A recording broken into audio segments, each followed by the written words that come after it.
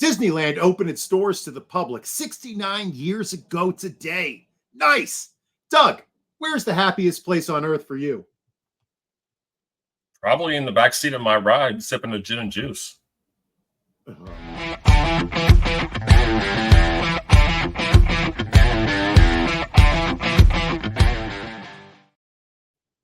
Some people will tell you to play it safe. We're here to tell you to go all out. Welcome to the All Out Blitz. I'm your host, JJ Wenner, and I am joined by my scintillating co-host, Doug. And tonight we are talking IDP.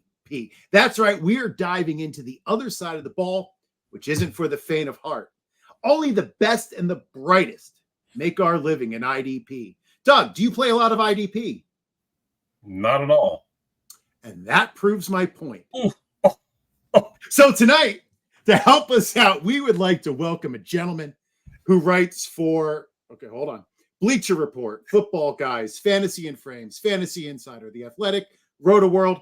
You know what? You can basically find his writing everywhere, probably on a bathroom stall near you.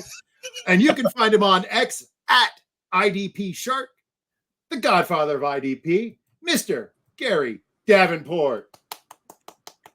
Welcome to the show, buddy. You know, as it happens, that's how I got my start writing was bathroom stalls. So I believe you can find my work in 14 states. So I've seen it in a few rest stops. So that's how I learned of your writing. See, I'm not interested in IDP, so I haven't noticed the 14 different states. So yeah, you're terrible, Doug. He's just afraid of IDP. It's just fear. It is fear. It's pure fear. He's a coward. So Gary writes for so many places. I actually made up one and slid it in there just to see if anybody would notice. And I don't think anybody did. How do you, I am constantly amazed, Gary, at how much content you produce on a weekly basis. What is your weekly schedule like? Oh, in season? I don't want to think about it because it's approaching rapidly. It's constant. But, you know, the old saying, do something you love and you'll never work a day in your life. So I don't sleep much in season. I don't see my family much in season. And yes, I write quite a bit. One year I kept track of roughly how many thousand words I wrote over the course of an entire season. And it worked out to 3 or 4 novels. So that's a little bit. That's incredible. That's absolutely incredible. So just for my own edification, like the Brandon Ayuk news hits today, you're a major content creator. What happens to you when that happens? Actually, my editors at Bleacher Report set up the BR signal and asked if someone was willing to hit the best and worst potential fantasy. They wanted a fantasy angle even, which made me happy. The best and worst potential landing spots. So I peeled off half a dozen real quick, and it went up this afternoon. So how long does that take you to do? Oh, you know, if they give me an ASAP, I can like to think I can get one done in an hour and a half, 2 hours. wow, That is amazing. Like, where do you ever have to come up with your own ideas, or do your editors help you out with your? All the time. I'd say, say at Bleacher Report, probably half of my assignments are assignments and half are what they call TBD. So we give them pitches and they pick which one they like, or they say, okay, these all suck, and pick something else, and you get it that way. Whereas like Football Guys, just about everything I do there is something that I have pitched and they have approved. So it really depends upon the site that you're working for. Yeah. Okay. You know, I've known you for a few years, but I don't know a lot about your background. Like, did you ever play football? No, not organized football. I mean, you know, like all of us probably ran around the backyard with a bunch of our friends at one point trying to kill one another, but no, never organized football. I'm tall and skinny and not especially fast, and I probably would have died. So was football a big part of your family growing up? I have always loved the game since I was like 8 years old. And, you know, living in Columbus, Ohio, of course, Ohio State it's a big part of everybody's life. So, on Saturday afternoons, essentially the city of Columbus just stops. So that was, and then the NFL, and unfortunately the Cleveland Browns. So I didn't really get into fantasy football until I think my first league was 2004. Oh, okay. That's interesting. So you were a little bit later. I mean, you're way earlier than most of us. But it's like that little, you weren't like a paper and pencil looking at the newspaper fantasy player? You got to remember the Browns left for Baltimore in 1995. So that kind of, I went through a dark period where I didn't pay a ton of attention to the NFL. Some, I mean, obviously you watch Super Bowl every year, everybody does. But I can't say I was following the entire league the way I do now then. And then when the Browns returned in 99, I started to, although those were some lean years, I started to kind of regrow that love of football. And then in 2004, I played my first fantasy league and was hooked. I think I started writing in 2007. And it just, I've always loved to write and I love football. So to be able to combine the two and get paid to do it it's like I said, do something you love and you'll never work a day in your life. That's awesome. So I want to talk to you a little bit about the IDP process, especially when it comes to you doing rankings. Rankings were always one of the toughest things I had to do. So I love football, guys. I love the fact that you're a part of football, guys. Their IDP rankings have been like a part of my life for longer than I can remember. How do you approach ranking players? There's any number of variables, I guess, that go into it. And I mean, of course, there's a difference between draft rankings and when you're ranking players in season on a weekly basis.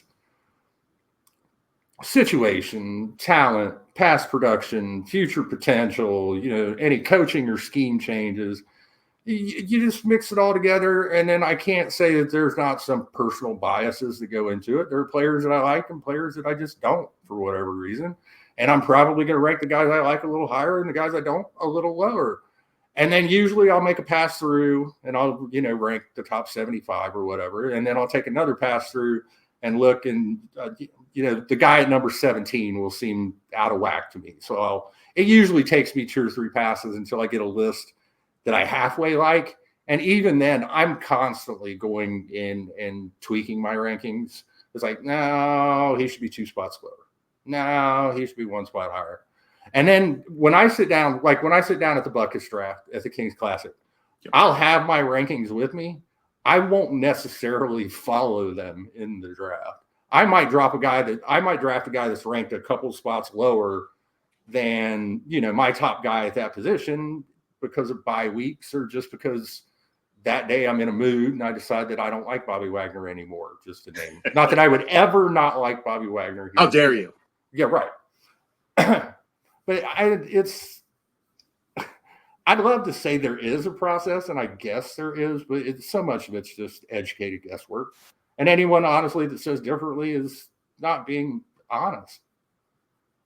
Yeah, you can use any type of number you want, but most of it is just sort of fantasy intuition, right? After a long time of playing fantasy, you sort of kind of understand how it goes. Well, yeah, you get a feel for certain players. Like there are guys that provided they don't get injured, they're going to go out there and put up numbers. Guys like Bobby Wagner, C.J. Mosley in New York. Yep. So those guys, I tend to rank a little higher just because I trust them. Whereas I know there are some rankers that will bump rookies higher than I will. I usually tend to be a little conservative with rookies just because,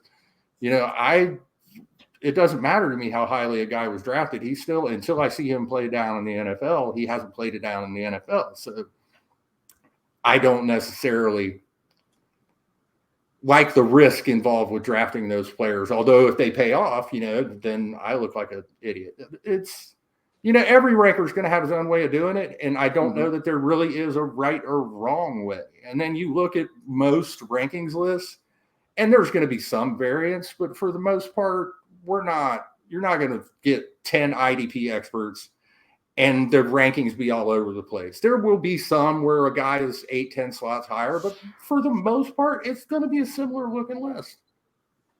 That makes sense. So for you, when you're approaching dynasty versus redraft, Is there a big difference in your rankings? No, there's hardly any difference in my rankings, honestly, especially on the defensive side of the ball. There's just so much that can change from one season to the next in IDP that I don't see the point in looking more than, say, 2 years out. You know, a guy can hit free agency and go to another team that runs a completely different scheme where his role totally changes. You know, coaching staffs come and go. So, and frankly, I'm not that much different on the offensive side of the ball where Dynasty is concerned. I'm not one of these guys that I'm not worried about 2028. I'm worried about 2020. I want to win now, every year. So I'm that guy who's trading away his draft picks for veteran players and all that. So I think where the Dynasty concept goes, I know everyone loves younger players in Dynasty, but I'm not the guy to go to for that kind of help, because I'm the one that's like, hey, man, he's only 31. He's got a few good years left in him. Then the next year, he's only 32. Right. He's only 38.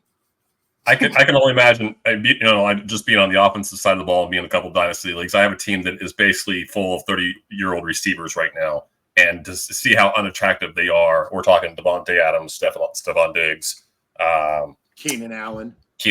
Yeah, that's 3 of the 4. Calvin Ridley's the 4th. He's not quite 30 yet, but to see how unattractive they are to the masses is weird, odd to say the least. Yeah, I'll take that quartet. Again, I'm trying to win now. I'm not worried about – I'll worry about next year. I don't have time to worry about tomorrow. I'm all about today. Live in the now. Absolutely. It's all these young guys who think their lives are like forever. You got to win a championship this year. Next year will take care of itself.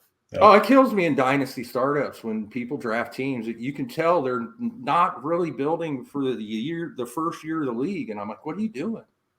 You're really just going to sit there and take it the first year because it'll make you stronger in the future? You don't know what's going to happen in the future. Yeah. I mean, when J.K. Dobbins going into his second season after a relatively impressive rookie year, scored 9 touchdowns.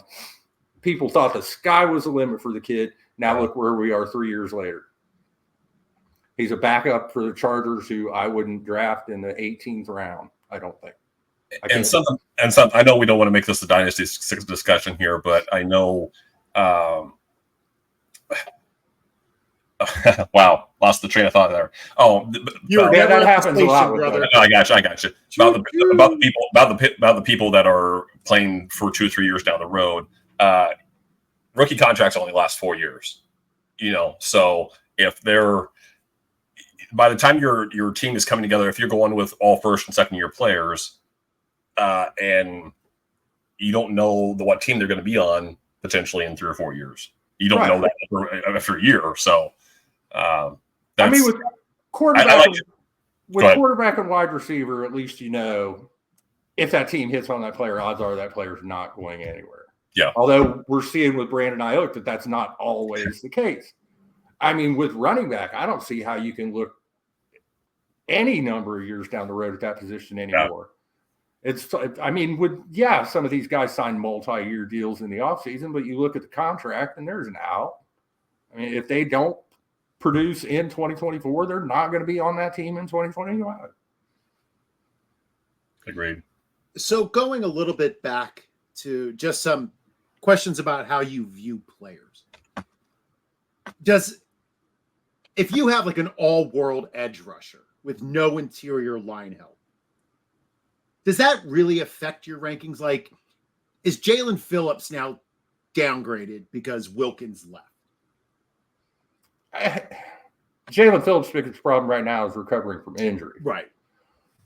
Maybe I'll downgrade him a little. I mean, he's not going to drop 15 spots on my list just because he lost that tackle, because they're going to get someone to put in that hole. Now, granted, that player is probably not going to be as good as Christian Wilkins. And yes, it hurts edge rushers when they don't have help. They don't have that guy on the other edge or that pressure up the middle, because that means they're going to be double teamed, if not triple teamed every single play. And it takes an elite talent to overcome that kind of attention from opposing offenses and produce on a consistent basis. But no, I try not to overreact to personnel changes, because once again, so much changes from year to year in the NFL that if everything is a seismic change, then you're just going to, what's the point of even having rankings? Just blow it up, just throw darts, because it's what a player's done in the past won't have mattered at all. And guys, on the other side of that Wilkins departure, obviously going to the Raiders, how much are we bumping up Max Crosby, or are we looking at an all-world type of year from him now because he's playing with Wilkins? I don't know how much farther I could bump Max Crosby. I think I have him third. I mean, he had already shown that he's an elite fantasy option. And it's not because, if Max Crosby can go out there and get 15, 16 sacks, then we're talking about him as the number one overall player at the position. Because the reason he's so elite is his tackle numbers are ridiculous for an edge rusher. And that is incredibly appealing, because if you can get an edge rusher that not only has sack upside, but that is going to go out there and get you 5 or 6 tackles every week, it gives you a floor. Whereas, with some edge rushers, if they don't get to the quarterback that week, the last thing you want to do is, you're looking at your fantasy scores on Sunday night and you see that edge rusher that puts up the donut, because, they're so dependent on sacks for their fantasy production.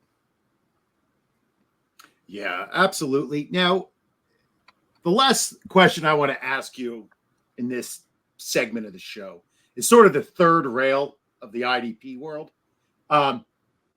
I love unique scoring systems. And when I commission IDP leagues, I always want to have 5 positions with unique positional scoring variances. But that being said, do you think IDP needs a standard scoring so that we can have a shared language? Because like Scott Fishbowl is exciting for everybody because of the changes Scott makes to basic scoring. But I feel like sometimes with IDP, because we can't all agree on a scoring system, that the changes are kind of hard to measure because we don't know what we're measuring from. Does that question make any sense? It doesn't really bother me, to be honest, and never really has. I mean, I use a fairly standard scoring system when I'm ranking players. Okay. It tends to be a little tackle heavy because most IDP leagues are tackle heavy, and I'm trying to cast the widest possible net with my rankings. But I like the unique scoring. It's not like standard fantasy leagues, the ones with just offensive players that Doug plays in because he's a coward. There are all kind of variations there too. I remember Jim Day, God rest his soul, there was not a league that Jim Day ran that had anything resembling standard scoring. And honestly, that's one of the things that I try to impart into my IDP leagues because of Jim. It's fun to play in leagues where the scoring is different and you're challenged on draft day. Last year, walking into the first Buckets draft, I can guarantee you that not one of the 14 managers had any idea what the hell they were doing, including me. And I designed the scoring for the league because, it's graduated there's certain bonuses for certain positions. And I tried to create the scoring where the top IDPs score as much as the top offensive players. And it's confusing as heck. Going into year 2, I still don't know what of course, then I rarely know what I'm doing, and it's never stopped me before. That's true. That's true. And I can attest to what you're saying. I did take a look at the Buckets scoring last night while I was preparing for this, and yep, I might not know much about ADP, but to see the number of defensive players in the top 100 was, and where they were. You would think IDPs are going to, you start drafting them sometimes, depending on the league, 5th, 6th round, maybe a little bit later than that. But these guys you had. I think the first one last year went 12th overall. Is that right? Because, I'm looking at it right here. TJ Watt finished 3rd, Olakun 6th, Max Crosby 7th, and Daniil Hunter 9th. So you were looking at 4 or 5 guys in the top 10 right there. And that's what I wanted. I wanted to try to balance it out. I fiddled with that scoring for I don't know how long. Until I reached the point where I was finally okay, this is close enough. I've spent like 60 man hours screwing with the scoring. And, with MFL, you put in your scoring changes, and then you have to wait overnight to see how that affects the top players. So I get it in there, and then first thing in the morning, I'm like, okay, what did that do to the list? okay, going to have to dial back the defensive tackles a little bit because 7 of the top 8 players are now defensive tackles. May have went a little too far, but it was a blast. I mean, it was. I didn't enjoy Leo McNeely wiping the floor with us, but he went 13-1 in the regular season and smoked me twice. I hate him. I hate him. Revenge tour. Oh, absolutely. That's all right. That. Wait until he's got an award ceremony coming. I have his belt. I'm going to present it to him at the expo. JJ. What are you doing to said belt? Yes, sir. I'm sorry. Yes, Doug. JJ, you remember was it Rocky 4? That's what the beard's for. He's doing he's building out the beard like Rocky, but back then he's training. He's training. I can see it now. I was going to say when he said that he likes to fiddle with the scoring. Now he looks like somebody who likes to fiddle. Charlie Daniels called. He needs a fiddle player, buddy. My better half calls me Redneck Santa. The devil did go down to Georgia. Oh, he was looking for a soul to steal. Uh-oh. We're losing the young kids in our audience. Let's go. Yeah, we're losing them. We're losing the lower demo kids. All right, let's get to a quick word from our sponsors. We're not just a bunch of pretty faces here at IDP Plus. We have an entire suite of tools and rankings for both offense and defense, plus a whole lot more. Right now, get your first month for just $1 with the promo code MOCKDRAFT. Head over to idpguys.org after the show to get ahead of your lazy league mates and start your march towards fantasy football greatness today. The promo code MOCKDRAFT. The link and details are in the show description.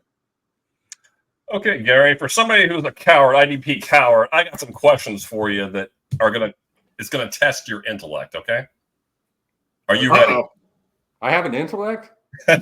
We've known one another quite a while, Doug. Well, I'm trying to promote you to the audience. I mean, you are the Godfather. Godfathers have wisdom. Let's go. Come on. No, I just kill my enemies. That's not wisdom, buddy. That's violence. Right. Okay. Got it. Okay. These first 2 questions are kind of lengthy, but bear with me. When a new defensive coordinator takes over, what are some of the factors you take into consideration? And go ahead. It depends. I mean, it depends on how drastic a change we're looking. And the thing, it used to be a much bigger deal than it is now because teams spent a lot more time 10 years ago, even 5 years ago, in base defense than they do now. Now the NFL has become so pass heavy that the nickel is the de facto base defense for every team. I don't think there was a team in the NFL that was in the nickel less than 62, 63% of the time last year. So it's kind of created almost a unified defense. You kind of know what players are going to. Now, there could be different roles where, some defensive coordinators will be more aggressive blitzing their linebackers. Obviously, different defensive coordinators are going to have different coverage schemes, which can mean a significant value dip or bump for safeties. Do they like to play their safeties up at the line of scrimmage and be aggressive with them, or they like to play too deep most of the game, in which case, those guys might see a drop in tackle opportunities. But now that everyone, and that's one of the reasons why I push so hard for MFL, and essentially every fantasy provider should, to move to true position and to group the 3-4 outside linebackers and the 4-3 defensive ends together. Because at this point, saying that they play a separate position, it's just not accurate. They both, TJ Watt and Myles Garrett, both do the exact same thing. They just do it a little differently, and Myles Garrett does it better. Building off of that, so how about a situation with a guy like Jesse Mentor, the Chargers' new DC? His only real pro experience was as a DB coach for the Ravens a couple years ago before they took the job at Michigan. Are you looking at Michigan? Are you looking at how Michigan formulated their defense, or is it just how do you go about that? Michigan's defense was actually a pretty pro-style vanilla 4-3, so I don't really know that it's going to be that difficult for Mentor to transition into the NFL. The most interesting thing that came out of that for me was that then the Chargers turned around and drafted Junior Colson, and that's why he's my top-ranked rookie linebacker, is that I fully expect that he's going to be the defensive play caller for the Chargers because he knows the scheme inside and out. So why wouldn't he be? I think they drafted him to be that guy. So I've got him ranked. I think Edgerrin Cooper is probably a superior talent. But again, I'm especially in redraft, you got to live in the now. So I like Colson more in 2024.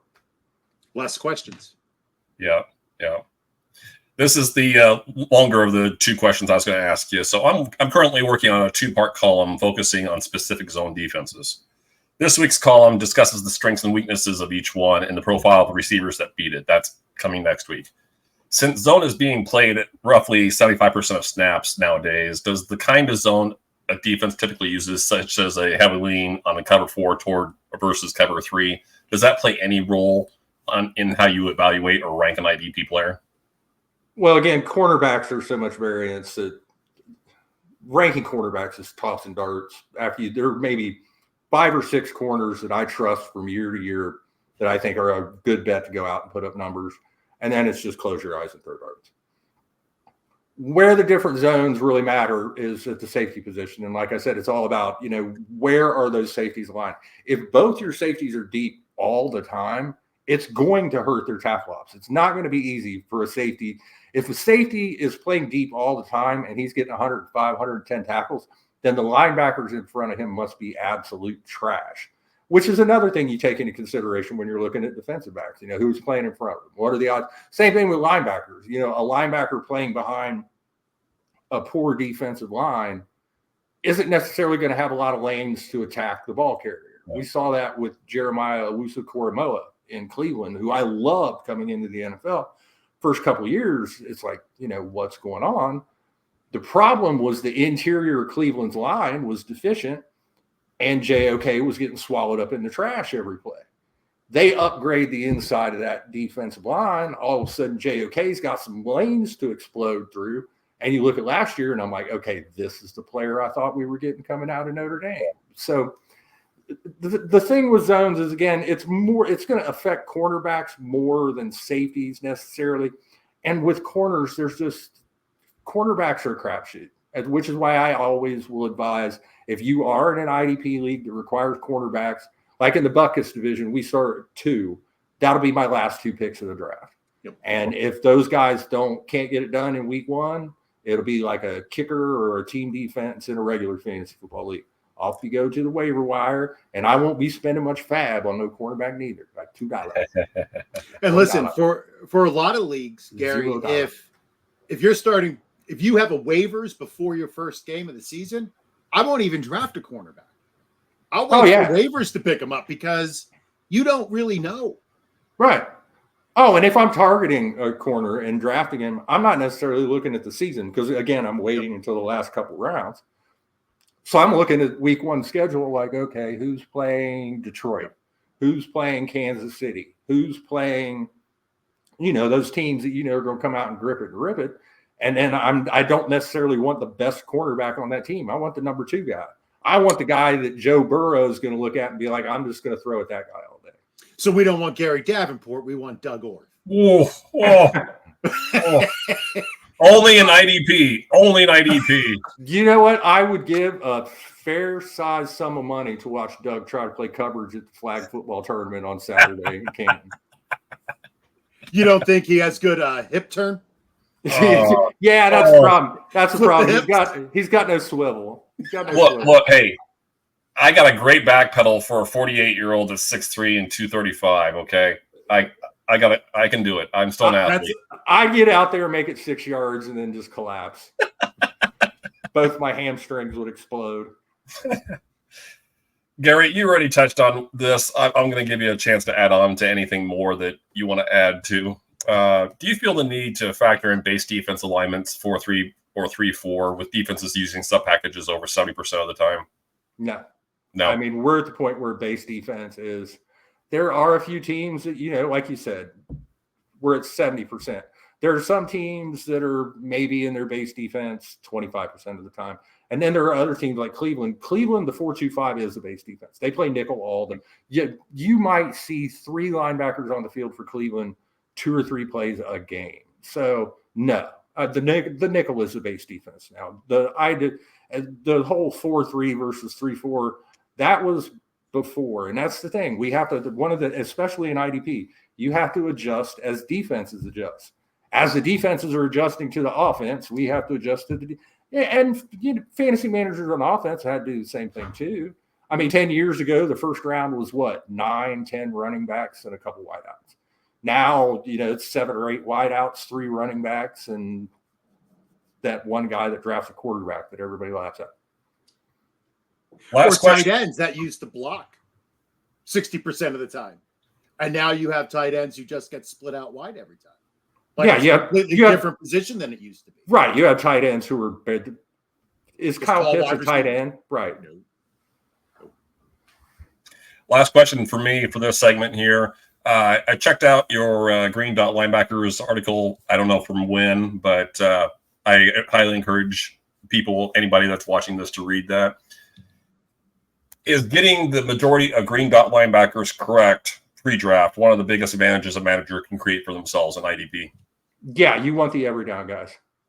I mean, and it doesn't necessarily have to be the defensive signal caller, and it varies from team to team. There are some teams that will play 2 linebackers a significant amount of time. You'll have 2 linebackers that are up above 85% of the snaps. Okay. You have other teams, a lot more teams are going to 3 safety looks. So, I mean, we've reached a point where if you're in an IDP league where you're starting 3 or 4 linebackers every week, you're probably going to have to look at rostering some of the guys who aren't true 3-down guys, who play, 70, 75%. You don't necessarily want to have to start them every week, but you're going to have them on your roster for depth. And, maybe you roll them out if it looks like a favorable matchup for linebackers. But absolutely, knowing who those defensive signal callers, because those guys aren't coming off the field. Problem is, we're also starting to see a few teams. I think there might be 3 or 4 this year, maybe. And again, as we move through training camp, the Green Dot article will be getting an update fairly soon, because once we get into actual camp and the pads go on and we see some 11 on 11, it'll be easier to tell with some of the more uncertain situations who that guy's going to be. We're seeing some teams go to safeties and let them make the play calls. Chuck Clark did for years in Baltimore. Yep. J-Ron Kirsch did until, he's not in Dallas now, but he was the defensive play caller for the Cowboys. And there are 2 or 3 this year that I think could be. Like, I think Jordan Love in Seattle, I could see him calling the plays for the Seahawks, if only because Baker and Tyrell Dodson, neither one really impresses me as a guy that you necessarily want on the field 100% of the time. That's all I got. Go ahead, JJ. All right. Well, it's draft season, folks, and there's nothing better than a live draft. Doug and I are actually getting ready for our Boston live draft for Scott Fishbowl this weekend. So get ahead of the game right now with Trophy Smack's gorgeous draft boards, complete with player stickers so deep. JJ, how deep?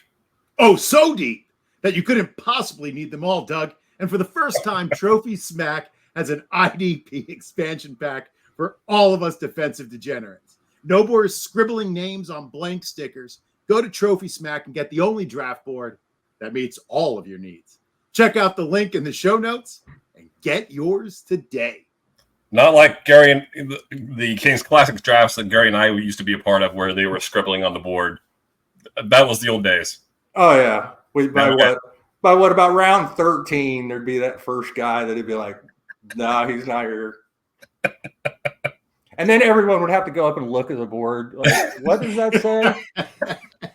I didn't draft Cordero Patterson. What are you talking about? Right. No.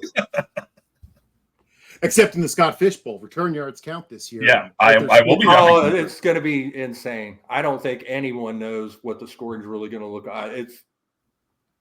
I don't think anybody knows who the returners are going to be. Right. And that's the thing. Waivers are going to be insane in Fishbowl this year, especially the first few weeks of the season. My biggest piece of advice to everybody I'm playing with is wait till week 2 to make waiver moves. Because I want to make all of them in week 1. So that's my advice for everybody. Throw that fab out there. Man, hey, you can't take it with you? No, you can't. No, I tried putting some in my will for the kids, but no. They didn't want it. All right. I have some specific questions for you now about teams and players. So first of all, I need to know what to do with Minnesota's linebackers. We have Pace returning, kind of made a splash as a rookie. Now they added Cashman from Houston. Who are you drafting first out of those two? That's one of those situations where the green dot isn't necessarily settled yet. I don't think right now. I have Pace listed as the play caller. I think it's a job that he could lose. I would be more inclined to take Pace, if only because I think I can get him later. And I kind of view Cashman as being a little overvalued based on what he was able to accomplish in Houston last year. Because, I mean, for most of his career, he was a guy. And then he gets out there in that every down role in D'Amico Ryan's defense last year, where the linebackers are very aggressive and blows up, a little bit down the stretch, turns into quite the little waiver darling. It's one of the reasons that I love Azeez Al-Shaair this year. I beat the drum for him last year. Had a good year in Tennessee. The solo to assist ratio was a little disappointing, but that's scorekeepers. That's not anything that Al-Shaair can. But now he's with D'Amico Ryans in Houston, knows that defense from their time together in San Francisco. They did not give him $13 million and change a season to watch from the sideline. So Al-Shaair is one of my favorite guys this year. I mean, especially if you want to attack the defensive line early and grab a couple high-end edge rushers and then get an LB2 who is more than capable of cracking the top 10, Azeez Al-Shaair. Going to write that down. Let's stay in Minnesota then. Last year, Cam Bynum and Josh Metellus were cheat codes at defensive back due to their usage. Do you think that continues this year, or do you think we see their usage changing up a little bit? Yeah, I'm curious to see what the Vikings do at safety now. Harrison Smith's been a great player for a very long time, but he's another season older. Are they going to stick with those three safety looks? And if they do stick with those three safety looks, then the guy that gets that green dot in Minnesota is going to be all the more important, because if there are three safeties on the field, there are not going to be two linebackers on the field too. So somebody's coming off. I'm inclined to think, given how well Metellus and Bynum played, that their roles are safe. Honestly, if someone gets scaled back a little bit, I would probably expect it to be Harrison Smith. I mean, he's 34, 35 years old. He's going to turn 35 this year. I don't know if he is already, but he's going to turn 35 this year. Yeah. I certainly feel like I've been talking about Harrison Smith for a long time. And he's had a great career, but at some point you slow down a little. And Metellus and Bynum both played really well last year. I mean, the problem in Minnesota, the defense wasn't great, but the problem wasn't the safeties. The problem was the guys outside the safeties that couldn't cover anyone. Gary, how much of a boost should we expect from Xavier McKinney going from the Giants to the Packers? I've got McKinney, I think, ranked probably low-end DB1, high-end DB2. It's going to be interesting to see, what kind of role they have in store for him. How aggressive are they going to be with McKinney? Because that was always the question in New York. You don't necessarily want that safety who's going to be really big play dependent, who has to have interception to put up a good week for you. You want a guy who can has a solid tackle floor and can get you those big plays. And when McKinney is on and they put him in the right position to succeed, he can be that guy. He can be a top 10, top 5 defensive back. So I'm hopeful that the Packers will do that and be aggressive with him at safety. But we've got a guy switching teams. That's one of the things. Once training camp happens, I pour through so many camp reports trying to gain. I'm Googling guys on X or Twitter or whatever we call it now, trying to find out from that day's practice, okay, give me some kind of film so I can see how these guys are aligned. And even then, honestly, we probably won't know what kind of impact McKinney's move to Green Bay has until a month into the season. So there's a little risk involved, but there's also quite a bit of upside with McKinney. And if people are scared off by the move, maybe he drops a little bit into a position of value. Similar to a question I asked before, about changing coordinators, should we expect Kyle Hamilton to remain a force as Baltimore transitions from Mike McDonald to Zach Orr? Yeah, I don't think it's going to be a problem at all for Hamilton. It's only because I think he's just an elite talent. I mean, I think he's just an incredible player. And we've seen it we've seen him he struggled a little bit early on, but like last year, you could tell as the season progressed, the light bulb really came on for him. So no, I have him safely in DB1 territory. He's a guy I won't have on many rosters, if only because I wait to draft defensive backs, so other teams wind up with those guys. But no, I have no problem whatsoever ranking Kyle Hamilton as a top 10, if not top 5 defensive back. A question for you about Logan Wilson. Now, I noticed Football Guys have him projected for a top 10 season. What is your level of confidence in this becoming a reality? I've got him closer to, I think, 15 to 20 range in my rankings. I'd have to look.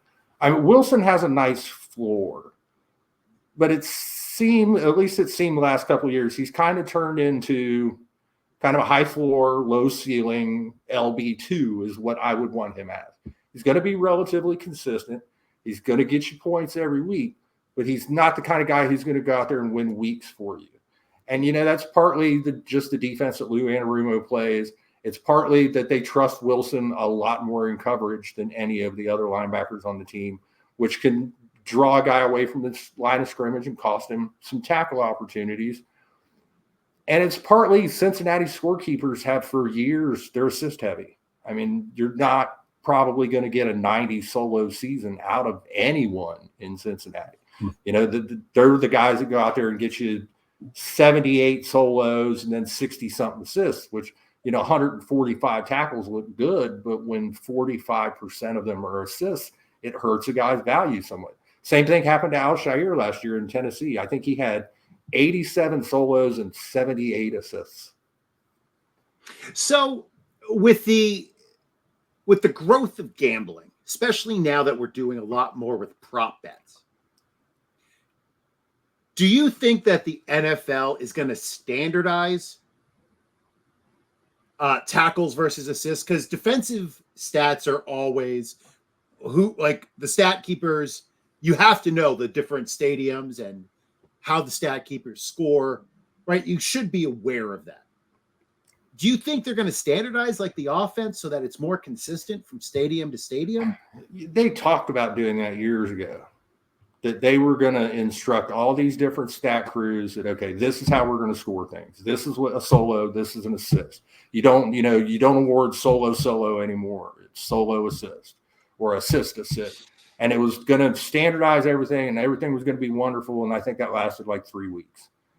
I just don't know that the NFL really cares. And so many of the prop bets, it seems like, are total tackles as opposed to solo tackles.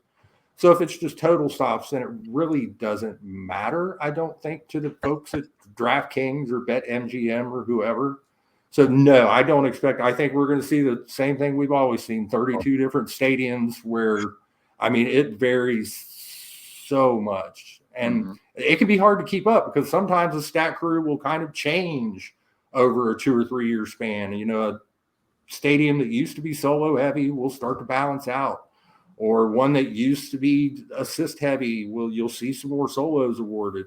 It's one of those things that it pays to keep track of, but it's not necessarily an easy thing to do. I know Aaron Rudnicki at Football Guys tracks that stuff all season long, solos and assists awarded at every stadium in the NFL, and I find that particular tool to be invaluable. Yeah. We spoke about Jeremiah Owusu-Koramoah earlier. I've been fascinated with him since I saw him, play at Notre Dame. His second half was considerably better than his first half last year. I'm going to say that wasn't his breakthrough. Does he take another step, build on his second half last year, or is Jordan Hicks going to keep that from happening? I don't know that Jordan Hicks is going to keep Owusu-Koramoah from becoming a better player. He's going to probably hurt him statistically. That's what I mean, yeah. Because I expect Hicks to be the defensive signal caller because he knows Jim Schwartz's defense. They played together in Philadelphia, and Hicks is worn the green dot. I don't think the Browns want JOK to wear the dot. They want JOK to roam around and hit the gap and make plays. I think JOK might be a little overvalued in IDP because I see him inside a lot of people's top 20s. I love him as a player, but if you ask me which Browns linebacker I would want to draft at their price tag, it would be Jordan Hicks. He's consistently productive, he's probably, I say probably, I'm 90% certain he's going to wear the green dot. And when he's been able to stay healthy, that's the knock, is that he does have an injury history. He's put up numbers in multiple cities, whether it was Philadelphia, Arizona, Minnesota. I think he'll do the same in Cleveland. Well, the good news is they got Devin Bush in case that happens. So no, I don't want him. I don't. If Devin Bush hits the field with any regularity, I'm not going to be a happy person. He's not a good football player. No. Hashtag not good at football. I already had to live through Jabril Peppers, so I've done my lousy Michigan player driving me crazy. Again, I live in Columbus, Ohio. I don't need any more of that. So, Gary, Carolina has some known commodities on defense, like Derek Brown, Jadeveon Clowney, Shaq Thompson. Are any of them worth rostering in redraft leagues? Oh, well, I mean, it depends on the depth of the league. The edge guys, I don't love, unless you're in a deep league. I mean, Clowney had a good statistical year last year, but that's been as much exception as rule with him over his career.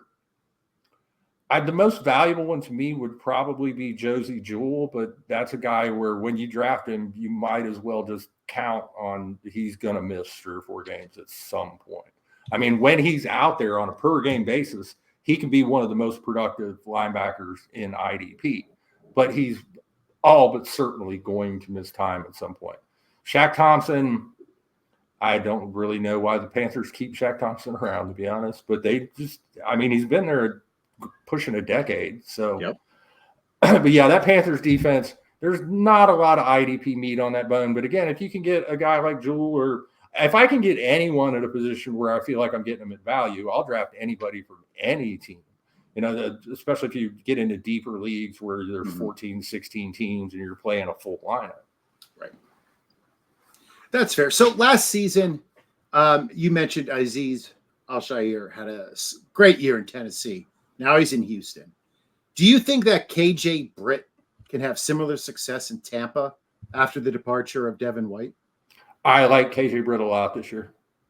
I mean, if you ask me whether I would rather have KJ Britt at his price tag or Levante David at his, I would take KJ Britt. Because I think that he's going to be the one that Todd Bowles is a guy that likes to blitz with his linebackers, and he likes to be aggressive with at least one of them. Now, it just so happens that he also has arguably the best coverage linebacker who has ever played professional football playing on his team. And that's one of the things that has kind of dampened Levante David's statistical production for years, is that he's just so good in coverage. So if there's one linebacker going this way and one linebacker peeling off, the linebacker peeling off is going to be Levante David because he's fantastic at it. So, yeah, I think Britt could absolutely – you want to talk an IDP sleeper, a guy you can get late who could easily turn into, say, a top 25, top 30 guy. I think Britt's absolutely a name that should be on that list. Gary, following up on that, so I know we didn't get to see much of Britt. What was it, 5 or 6 games toward the end of the season, was it? Yeah. It was something like that. Can he be – I think Devin White was just a disappointment during his time for the most part. I mean, I know he came in with a lot of fanfare. From what you saw with KJ Britt, do you think he can be what White was supposed to be? I don't know that he's necessarily expected to be the kind of talent that White was expected to be. Sure. And White had his moments. I mean, he had the one big IDP season, but it was buoyed by, I think he had 9 sacks that year. But that's one of the things we're going to see. And that's one of the reasons that I like KJ Britt. Bowles. There's not a defensive coordinator in the NFL that loves an A-gap blitz more than Todd Bowles. And someone's going to have to do that. My guess is it's going to be KJ Britt. And I mean, you could probably get him LB 45, LB 50. I mean, there's going to be a ton of guys off the board. KJ Britt's still going to be there. He is going to outproduce his draft slot this year, provided that he can stay healthy. Because I mean, it seems to be a safe bet for a 3-down roll. I mean, the Buccaneers could have gone out and done something in the offseason at the linebacker position and didn't, which would seem to indicate they have confidence in Britt as an every down player. And Todd Bowles usually has 2 linebackers on the field. He doesn't play a ton of dime. Well, Doug, are you done with Gary? I Do you have have no. any barbs you want to like? Anything? You guys No, wanna get I worked saved out? those.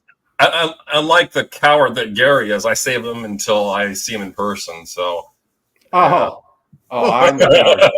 Yeah, I actually told the better half before this that I was doing Doug's show, and I was like, I want to spend the entire show just insulting him.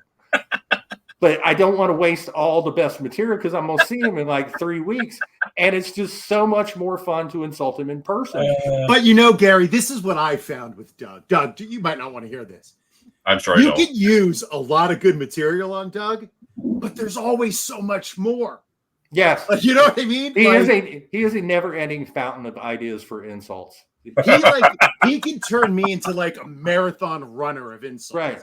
Like just when I think I'm out, I find that extra reserve and I'm like, oh, he's pasty too. Yeah. And like I can go off on pasty for like. It's just, have you ever seen a more punchable face in your life?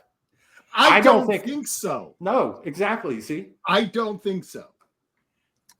I don't know. Response? I walk the runway, I walk the model runway quite often. So punchable, irresistible, it's a fine line. Well, today you're on the punchable side of that line. Well on the punchable side of that line. You're sort of like Fabio, but after he got hit in the face with the bird. Right. Kind of a model, kind of a little different, buddy. Oh, again, I would give a significant amount of money to see Doug get hit in the face with bird poop. Listen, for charity, we can work something out for That's fantasy right. man. We can work something out for Canton, and it don't have to be for charity or nothing. I'm not just for fun.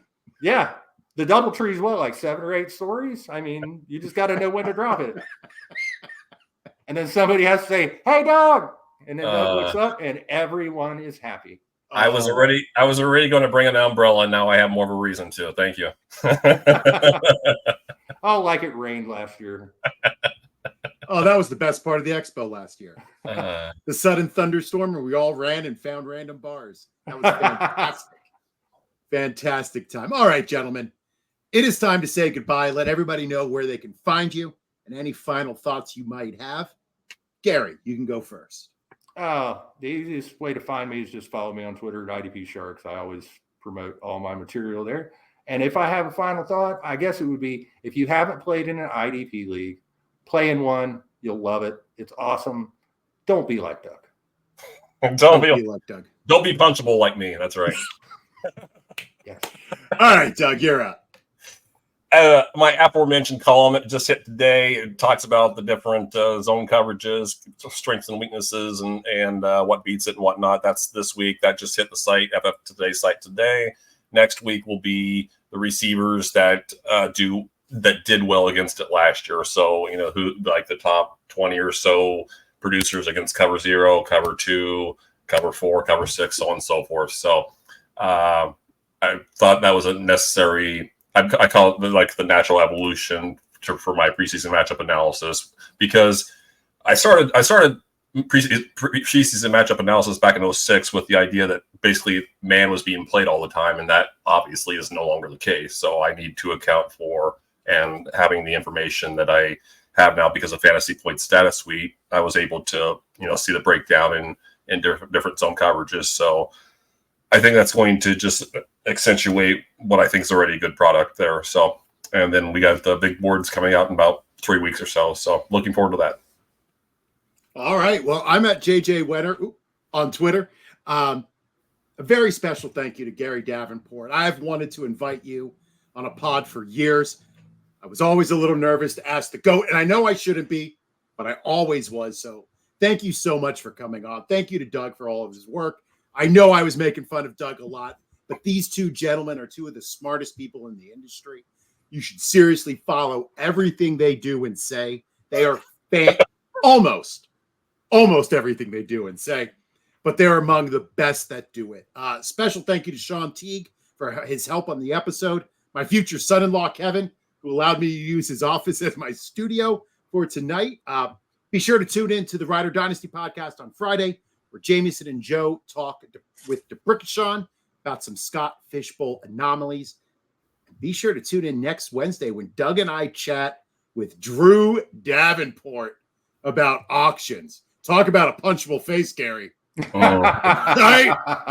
Right? Oh, I hope Doug doesn't listen. And he's from Ohio, makes them double punchable. So, well, you don't want to mess with the Davenport from Ohio. I'm just saying. They're crazy. That crazy runs deep in those bloodlines. All right. Well, thank you for tuning in. And remember, when in doubt, go all out. Boat drinks, my friends. Boat drinks. Thank you for watching the IDP Plus YouTube network. If you enjoyed this video, give it a thumbs up and don't forget to subscribe to our channel. Be sure to tap the bell icon to get notified whenever we upload new content.